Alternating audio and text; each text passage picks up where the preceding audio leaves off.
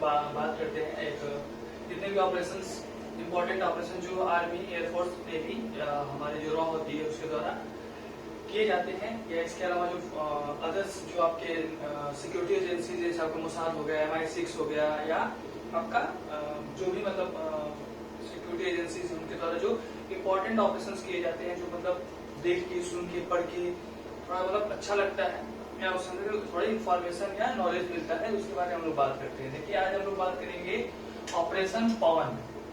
ठीक है, ऑपरेशन पवन या विंड। ठीक है, जो हमारे इंडियन फोर्स है, Indian arm forces, Indian navy और जो हमारे एयर फोर्स है, तीनों ने मिलकर ये ऑपरेशन लीड किया था, ऑपरेशन पवन। ऑपरेशन पवन मेनली आपका श्रीलंका में जब उस समय वहां पे सिविल वॉर चल रहा था उसके दौरान ये ऑपरेशन हुआ था, ऑपरेशन पवन। ठीक है, देखिए ऑपरेशन पवन पे बात करने से पहले जो हम लोग जो इसका वो है बैकग्राउंड है वो देख लेते हैं। देखिए श्रीलंका जो था आपका लगभग यहाँ पे 25 साल तक सिविल वॉर चला था। ठीक है, लगभग 25 साल तक यहाँ पे गृह युद्ध चला था। 23 जुलाई 1983 से लेकर 18 मई 2009 लगभग 25 साल यहाँ पे सिविल वॉर था। ठीक है, गृह युद्ध था। अब देखिए ये जो गृह युद्ध था इसकी शुरुआत श्रीलंका के आजाद होने से ही।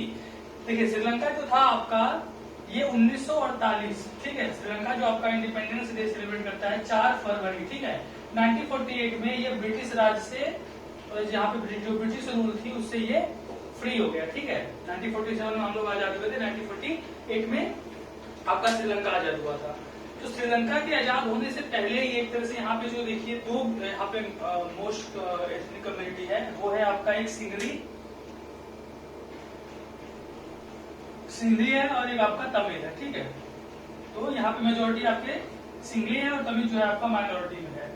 तो इन दोनों के बीच में जो कॉन्फ्लिक्ट था वो आपका बढ़ना धीरे धीरे शुरू हो गया था। ठीक है, कुछ ऐसे रूल्स, कुछ ऐसे रेगुलेशंस बनाए जा रहे थे, लाए जा रहे थे गवर्नमेंट के द्वारा, जो वहाँ की जो माइनॉरिटी थी तमिल, इनको प्रॉब्लम हो रहे थे। ठीक है, सबसे पहले यहाँ पे जैसे देश आजाद हुआ तो 1948 में 1948 में स्वतंत्र होने के बाद ही श्रीलंका में एक एक्ट पास किया गया जिसका नाम था सिलोन सिटीजनशिप एक्ट। ठीक है, सिलोन सिटीजनशिप एक्ट, यानी कि सिलोन देखिए जो आपका है ये श्रीलंका का पुराना नाम है।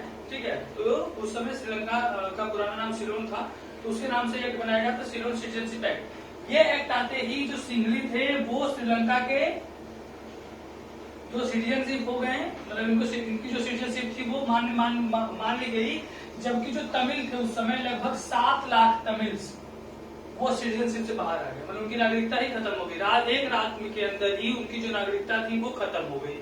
ठीक है, बहुत सारे जो तमिल्स थे उनको प्रॉब्लम फेस करनी पड़ी, कुछ तमिल्स को इंडिया आए और मतलब यहीं से एक तरह से कह सकते हैं कि प्रॉब्लम यहाँ से शुरू हो गई, यानी कि कह सकते हैं कि जो आपका सिविल वॉर था, श्रीलंका का जो गृह युद्ध था, उसकी नींव आपकी सिलोन सिटीजनशिप एक्ट से पड़ गई।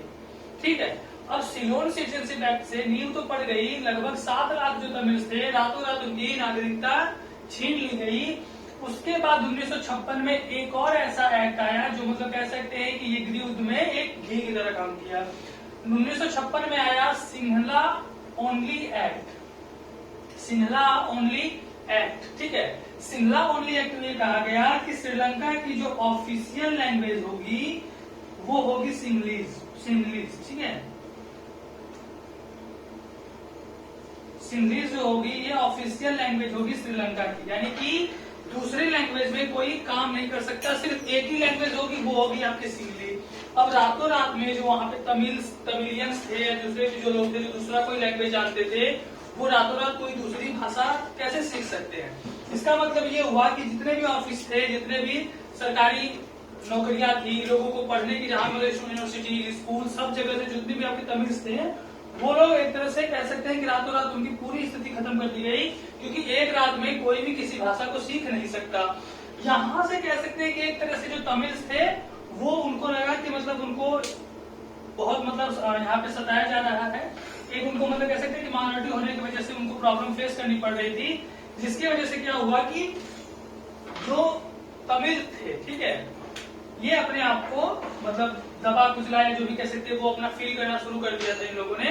और इसकी वजह से इन लोगों ने क्या हुआ कि धीरे धीरे जो तमिल्स थे उन लोगों ने श्रीलंका पे कब्जा करना शुरू। श्रीलंका को उन्होंने कहा कि हम लोग मतलब अपने अधिकार के लिए लोगों ने लड़ना शुरू किया और यही आगे चल के 1983 से 2009 के बीच में श्रीलंका का सिविल वॉर यानी गृह युद्ध का रूप धर लिया। ठीक है, अब देखिए क्या हुआ कि उसी समय एक आपका जो तमिल था, मतलब तमिलियन लड़का जिसका नाम था वेलुपल्ली प्रभाकरन। ठीक है, वेलुपल्ली प्रभाकरन, वेलुपल्ली जो प्रभाकरन थे ये आपके, इन्होंने एक ऑर्गेनाइजेशन बनाया जिसका नाम था LTTE। ठीक है, liberation of Tamil tiger Eelam. ठीक है, इसको टाइगर एलम के नाम से भी जानते हैं। ये इन्होंने बनाया और इस तरह से इन्होंने क्या किया कि जो आपका श्रीलंका का नॉर्दर्न पार्ट और ईस्टर्न पार्ट था, ठीक है, श्रीलंका का जो आपका उत्तरी भाग और जो आपका पूर्वोत्तर भाग था उस पे मैक्सिमम आपके तमिलियंस थे। ठीक है, जैसे मान लीजिए ये आपका श्रीलंका का ये आपका अगर मैप है, ठीक है, तो ये वाला पार्ट और ये वाला पार्ट, ये पूरा पार्ट जो था ये तमिल्स के अंडर में था। ठीक है, ये वाला पार्ट जो था ये तमिल के अंडर में था। ठीक है, अब जो तमिल्स की जो प्रॉब्लम्स थी उस प्रॉब्लम की वजह से क्या हुआ कि जो भारत में रहने वाले जो तमिल्स थे, मतलब भारत में रहने वाले, तमिलनाडु में आप देखेंगे मेजोरिटी वहां पे तमिलियंस हैं, तो जो साउथ इंडियन से जो लोग थे उनका दबाव सरकार के ऊपर पड़ने लगा। ठीक है, 1980s के आसपास 83 के बाद जब यहाँ पे गृह युद्ध छिड़ गया और जो तमिल्स की जो प्रॉब्लम्स थी उन सबको सॉल्व करने के लिए सरकार के ऊपर दबाव पड़ने लगा। तो देखिए लगभग आपका 84 में इंदिरा गांधी की हत्या हो गई, उसके बाद आपके राजीव गांधी के मतलब प्राइम मिनिस्टर बन गए थे इंडिया के। तो राजीव गांधी श्रीलंका पर एक दबाव बना कि किसी भी तरह जो श्रीलंकन गवर्नमेंट है उनके साथ जो कोई मतलब कुछ करके जो तमिलियंस की जो प्रॉब्लम्स है उनको सॉल्व किया जाए और ये जो गृह युद्ध है, ये जो प्रॉब्लम्स है तमिल्स की उसको सॉल्व किया जाए। इसी के अकॉर्डिंग क्या हुआ कि भारत और श्रीलंका के बीच में एक संधि हुई, इंडो श्रीलंका अकॉर्ड 1987 कोलंबो में हुआ, जो आपकी श्रीलंका की राजधानी है वहां पे ये अकॉर्ड हुआ और इसमें श्रीलंका ने प्रॉमिस किया कि जितने भी स्टेट हैं, मतलब जो प्रॉब्लम्स हैं उन प्रॉब्लम को हम सॉल्व करेंगे और जितने भी स्टेट हैं उनको ज्यादा से ज्यादा हम लोग पावर देंगे और ऑटोनॉमी देंगे, स्वायत्तता देंगे। और इसके अलावा जो फोर्स है, जो आर्मी है जो डिप्लॉय की गई है इन सभी एरियाज में, उनको हम लोग धीरे धीरे हटा लेंगे। ठीक है, ये आपका इस अकॉर्ड के अंतर्गत ये बातें की गई। ठीक है, ये बातें जब कर दी गई तो ये कहा गया कि जितने भी रिबल्स हैं यानी कि जो विद्रोही हैं, जो एलटीटी ग्रुप की तरह बहुत सारे ऐसे ग्रुप थे। ठीक है, इसमें एक आपका प्लॉट PLOTE, ठीक है, तो ऐसे बहुत सारे ग्रुप थे, ऑर्गेनाइजेशन थे तमिल्स के जो श्रीलंका में जो गवर्नमेंट के खिलाफ लड़ रहे थे। ठीक है, तो ये सब ग्रुप से कहा गया कि अपना जो वेपन्स है वो गवर्नमेंट की तरफ सरेंडर करे। ठीक है, जो आपका LTTE था इसको कहा गया कि जो इंडियन गवर्नमेंट है या इंडियन जो आर्मी है उसके सामने ये लोग अपना वेपन सरेंडर करें। ठीक है, लेकिन हुआ क्या कि बहुत सारे ऐसे ग्रुप्स थे जो पहले तो इस अकॉर्ड में शामिल नहीं हुए और इस अकॉर्ड में शामिल नहीं हुए। इसके अलावा इन लोगों ने कहा कि हम सरेंडर करने से, मतलब इन्होंने सरेंडर करने से मना कर दिया। इन्होंने कहा कि हम अपने वेपन्स को सरेंडर नहीं करेंगे, गवर्नमेंट के सामने घुटने नहीं टेकेंगे और ये जो सिविल वॉर है खत्म नहीं होगी, हम अलग अपना राज्य बना करें। इनका सिर्फ एक ही डिमांड था कि श्रीलंका से अलग हमारा एक देश होना चाहिए। ठीक है, ये अलग अपने एक अलग ओन स्टेट या एक अलग कंट्री की डिमांड कर रहे थे। ठीक है, जो गवर्नमेंट देने को राजी नहीं, मतलब ये कह सकते हैं श्रीलंका का बंटवारा चाहते थे ये लोग, जो पॉसिबल नहीं था। अब जब ये अकॉर्ड फेल हो गया, ये अकॉर्ड मतलब जब फेल हो गया, तब इंडिया को लगा कि भैया इसमें कुछ करना पड़ेगा। तो इंडिया ने क्या किया, पहली बार इंडिया में बनाया गया IKPF, Indian peace keeping force, sorry IPKF, Indian peace keeping force. ठीक है, इंडियन पीस कीपिंग फोर्स यानी एक तरह का पीस कीपिंग फोर्स था जो श्रीलंका में पीस यानी शांति कराने के लिए भारत के द्वारा भेजा गया था। इसमें लगभग आपके 1 लाख, लगभग इसमें 1 लाख सोल्जर्स थे। ठीक है, IPKF में इनको डिप्लॉय किया गया मतलब श्रीलंका में, और ये कहा गया कि किसी भी तरह से जो तमिल से जहां पे LTT ने जिस चीज को एरिया को कब्जा किया है उस एरिया को उनके कब्जे से छुड़ाना है, ये इनका पहला काम था। और इसी के अंतर्गत जो आपका पहला काम दिया गया वो था आपका जो जाफना पेनिनसुला था, जाफना जो शहर है श्रीलंका का, उसको फ्री कराना था LTTE के लिए। और प्रॉब्लम क्या हो गई कि जब तमिल यानी कि जो टाइगर एलियंस थे यानी कि जो ग्रुप्स थे उन लोगों ने जब ये बात मानने से इनकार कर दिया, उन्होंने कहा हम सरेंडर नहीं करेंगे और अपने डिमांड से पीछे नहीं हटेंगे, तो क्या हुआ कि अंत में अब जो इंडियन गवर्नमेंट थी उसके सामने अब कोई चारा नहीं था और उसने फिर कहा कि भैया हमें युद्ध में मतलब कह सकते हैं कि अब किसी भी तरह से इन लोगों को पीछे हटाना पड़ेगा। और उसके हटाने के अंतर्गत क्या हुआ कि 7 अक्टूबर 1987 को जो चीफ ऑफ आर्मी स्टाफ थे इन्होंने कुछ मतलब कह सकते हैं कि कुछ बातें बोली, कोई प्रोजेक्ट दिया जो आपके IPKF था, इंडियन पीस कीपिंग फोर्स, इसको कुछ बातें कहेगी कि अभी इनको क्या क्या करना है, ठीक है। तो जो आपका चीफ ऑफ आर्मी स्टाफ था, स्टाफ थे, फिर से करिए स्टाफ,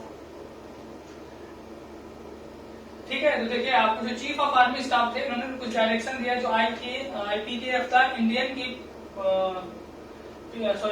पीस कीपिंग फोर्स, उसको कुछ डायरेक्शन दिया गया। पहला तो डायरेक्शन दिया गया कि जो भी आपके LTT के जो रेडियो और टीवी जो आपके ट्रांसमिशन है उसको डिस्ट्रॉय किया जाए, सीज किया जाए, और जो भी आपके LTT के जो भी कम्युनिकेशन नेटवर्क्स हैं सभी को जाम कर दो या सीज कर दो।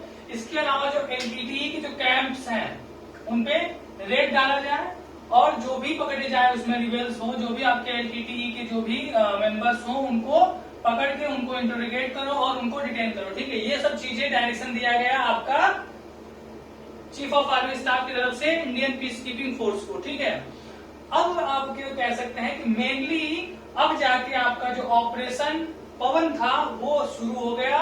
First IPKF operation was launch in October 1987, जिसका कोड नाम दिया गया ऑपरेशन पवन, ठीक है। सबसे पहले क्या हुआ कि 9 से 10 अक्टूबर के बीच में जो आपके इंडियन पीस कीपिंग फोर्स था उसने जो रेडियो स्टेशन था आपका तवादी में और जो आपका कोकुवीर में जो टीवी स्टेशन था उसको इंडियन पीस कीपिंग फोर्स ने डिस्ट्रॉय कर दिया। और इसके अंतर्गत जो आपके 200 रिबेल्स थे यानी कि 200 विद्रोही थे उनको कैप्चर कर लिया गया, ठीक है।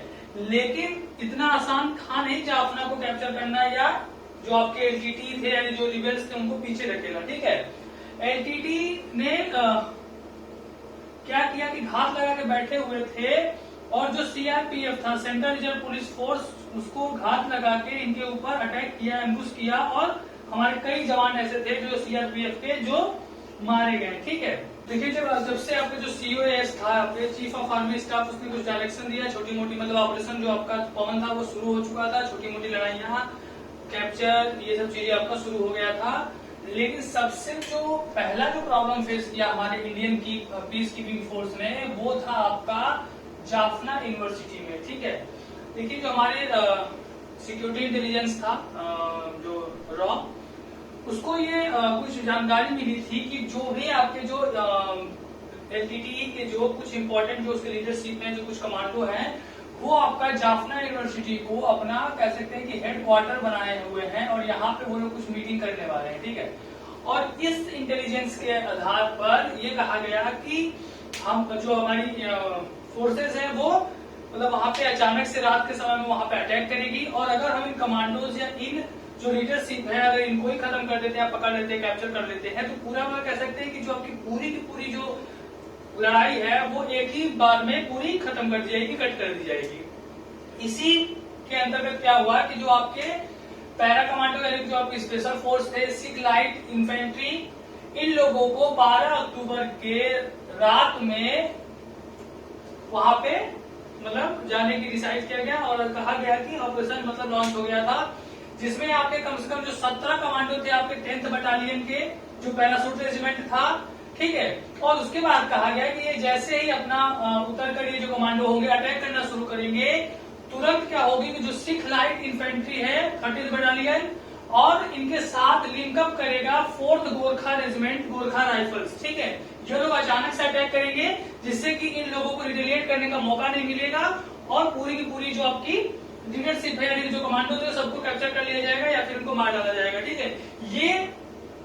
ये यहाँ पे कहा गया। लेकिन प्रॉब्लम क्या हुई कि जो इंडियन की जो आपका पीस कीपिंग फोर्स था उसका जो ये मिशन था वो इंटरसेप्ट करने की जो LTT के लोग थे उनको ये पता चल गया, मतलब कि जो ये बातें थी ये लीक हो गई, ठीक है। और किसी भी तरह से कह सकते हैं कि ये बातें उनको पता चल गई और वो लोग घात लगाए हुए बैठे थे। जैसे ही ये कमांडोज ऊपर से उतरना शुरू किए, इनमें से 17 में से लगभग 2 कमांडो को वहीं पर मार दिया गया, ठीक है। और जो आपके सिख लाइट इन्फेंट्री का जो सिग्नलर था, जो सिग्नल देखता था, उसको तुरंत गोली से मार दिया गया। मतलब कह सकते हैं कि अचानक से ही इन लोगों ने घात लगा के बैठे थे और अटैक कर दिया इंडियन आर्मी फोर्सेस पे, और पूरी तरह से कह सकते हैं कि मतलब जो प्लान था वो धरा का धरा रह गया। और ये जैसे ही ये मिशन स्टार्ट हुआ आपका, उसी को धक्का लगा और वहां से प्रॉब्लम आपकी, मैं कह सकती बहुत बड़ी प्रॉब्लम सामने आ गई। इसी तरह जो आर्मी थी वो पीछे हटी और गई। उसके बाद अब लगा कि बहुत प्रॉब्लम है, यानी कि अब जाफना को फ्री कराना बहुत ही कठिन हो गया, ठीक है। अब कह सकते हैं कि ऑपरेशन जो पवन था वो मुश्किल में आ गया था। क्या करे, एक तरह से भारत के जो कह सकते हैं इंडिया की जो आर्मी थी उसके इज्जत का सवाल था। इसके अंतर्गत क्या हुआ कि एक तो हमारे जो सिपाही थे जिनका नाम था गोरा सिंह, इनको एलटीटी वालों ने कैप्चर कर लिया, इनको अपने साथ पकड़कर लेकर चले गए, ठीक है। अब शुरू हुआ जाफना की लड़ाई, बैटल फॉर जाफना, ठीक है। अब जाफना के लिए यहाँ से इंडियन आर्मी ने अपना असली युद्ध शुरू किया और ये कहा गया कि अब ऐसे नहीं होगा। अब इसमें एयरफोर्स और नेवी दोनों साथ में आएंगी। एयर नेवी की जो आपकी मार्कोस फोर्सेज हैं, मरीन कमांडो, ठीक है, IMSF, ठीक है, इंडियन मरीन स्पेशल फोर्सेज, जिनको मरीन कमांडो बोलते हैं इंडियन नेवी के अंतर्गत, ठीक है, नेवी कमांडोज, या इनको कहा जाता है मार्कोस फोर्सेज, ठीक है, इनको कहा जाता है मार्कोस फोर्सेज।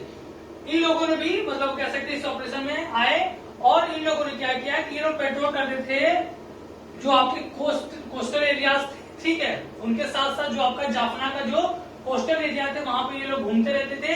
और तब तक इन लोगों ने वहां से अपनी मतलब स्थिति को छोड़ा नहीं जब तक कि 41st ब्रिगेड यहाँ पे चार्ज नहीं ले रही नवंबर तक, ठीक है। अब इंडियन आर्मी फोर्सेज, इसके साथ आपका जो एयर फोर्स था और बड़ी मात्रा में यहाँ पे वेपन्स, आर्टिलरीज, बहुत सारी सी चीजें यहाँ पे डिप्लॉय की गई और कहा गया किसी भी तरीके से हमें जाफना को फ्री करना है, ठीक है। इसके अंतर्गत देखिए T-72 टैंक्स, ठीक है, बोइंग 737 यूज किया गया था जो आपके फोर्सेस थे उनको डिप्लॉय करने के लिए। Mi-8 ये मीडियम हेलीकॉप्टर, HAL चीता लाइट हेलीकॉप्टर, Mi-25 ये आपका गन शिप था। ये सभी मतलब कह सकते हैं कि बहुत बड़ी मात्रा में tanks, medium helicopter, light helicopter, gun ship, ये सब चीजें इस्तेमाल की गई और पूरी तरह से डिप्लॉय किया गया आर्मी फोर्सेस को और भयंकर लड़ाई चली, ठीक है। और लगभग 2 से 3 हफ्ते तक इन लोगों के बीच में कह सकते हैं कि बहुत भयंकर लड़ाई चली, युद्ध हुआ और अंत में कह सकते हैं कि जो हमारी इंडियन पीस कीपिंग फोर्स थी, IPKF फोर्सेस, इनकी जीत हुई और जाफना को फ्री कराया गया। इसके साथ साथ बहुत सारे ऐसे सिटीज थे श्रीलंका के जिनको फ्री कराया गया और अंततः 28 नवंबर को फॉल ऑफ जाफना फोर्ट, यानी कि जाफना जो था वो गिर गया और जाफना जो था वो IPKF यानी इंडियन पीस कीपिंग फोर्स के हाथ में आ गया, ठीक है। ये आपका कह सकते हैं कि इम्पोर्टेंट था, कह सकते हैं ऑपरेशन पवन, ठीक है। लेकिन ऑपरेशन पवन की कुछ प्रॉब्लम, कुछ कमियां थी, उसको भी हम लोग देख लेते हैं। देखिए सबसे बड़ी प्रॉब्लम क्या थी इस ऑपरेशन पवन में, वो था कि जो हमारे इंटेलिजेंस एजेंसी है, आपको पता ही होगा, RNW, raw research and analysis wing, ठीक है, इसके और जो IPKF थी, इंडियन पीस कीपिंग फोर्स, इनके बीच में कह सकते हैं कि समन्वय अच्छा नहीं था, दोनों के बीच में लिंकअप अच्छा नहीं था। क्योंकि अगर ये इनके बीच में अच्छी से लिंकअप होता होता, जो आपके रॉ के द्वारा जो प्रोवाइड किए गए जो जानकारियां थी या जो भी थे, वो जो जाफना यूनिवर्सिटीज में जो प्रॉब्लम हुई थी, जो एम्बुश हुआ था, जो लोगों को मारा गया हमारे इंडियन IP मतलब AKPI Indian peace keeping forces को, वो LTT के द्वारा नहीं हुआ होता। तो ये कुछ प्रॉब्लम्स निकलकर सामने आई थी और आफ्टर मैथ यानी कि इस ऑपरेशन का कह सकते हैं कि हम लोगों ने मतलब अगर इस ऑपरेशन के बाद सबसे बड़ा अगर प्रॉब्लम हम लोग हुआ, यानी कि सबसे बड़ा आघात अगर इंडिया को लगा, तो इस ऑपरेशन के बाद हमारे देश मतलब इसका अगर कह सकते हैं तो 21 मई 1991, ठीक है, 21 मई 1991 को जो इस ऑपरेशन को जिन्होंने अलाउ किया था, प्रधानमंत्री राजीव गांधी, उनकी हत्या कर दी गई, ठीक है, राजीव गांधी की हत्या कर दी गई उसमें कुछ आपकी जो एलटीटी के द्वारा ही ये हत्या करवाई गई थी। इसमें कुछ 2 महिलाएं थी, उसमें से वो मानव बम हमारे साथ लेकर आए कि पहली बार किसी भी इंसान, मतलब कह सकते हैं इंडिया में पहली बार मानव बम का इस्तेमाल किया गया था। और प्रधानमंत्री उस समय ये नहीं थे, मतलब प्रधानमंत्री कह सकते हैं, मतलब इलेक्शन ये चल रहा था और इसी इलेक्शन कैंपेन को ये लीड कर रहे थे, ठीक है। तो जो 1991 में जो आपका इलेक्शन हो रहा था, आपका आम चुनाव जो हो रहा था, उसी को मतलब इलेक्शन में राजीव गांधी जो थे वो प्रचार करने गए थे श्री पेरुंबदूर में, और वहीं पे इनकी हत्या कर दी गई थी। तो ये ऑपरेशन पवन के कह सकते हैं कि सबसे बड़ा हम लोगों ने अगर कोई कर्ज चुकाया तो हमारे प्रधानमंत्री, जो भारत के सबसे कम उम्र के प्रधानमंत्री बने थे, उस समय ये मात्र 40 साल के थे जब ये 1944 में प्रधानमंत्री बने थे इंदिरा गांधी के मृत्यु के बाद, ठीक है। तो ये हमारा ऑपरेशन पवन था, ठीक है। थैंक यू, जय हिंद।